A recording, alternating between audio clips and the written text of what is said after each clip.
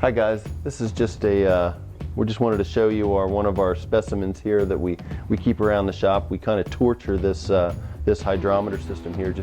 We have some real heavy duty acid in there, and we leave it in there just to try to see if it ruins the rubber or ruins the plastic or ruins the Buna end rubber or anything in it. We just we kind of take it here and run it through the mill, and just to look at it, it all seems to be intact, and the hydrometer's holding steady there. Everything's doing pretty good. The dust comes with it, but we try to make sure we do some good research and development around here to make sure that all the products that we sell kind of pass muster and get to you and can be service to you, and keeps us happy here, making sure we make good products at Brady Instruments. Thanks. By the way, don't do this at home.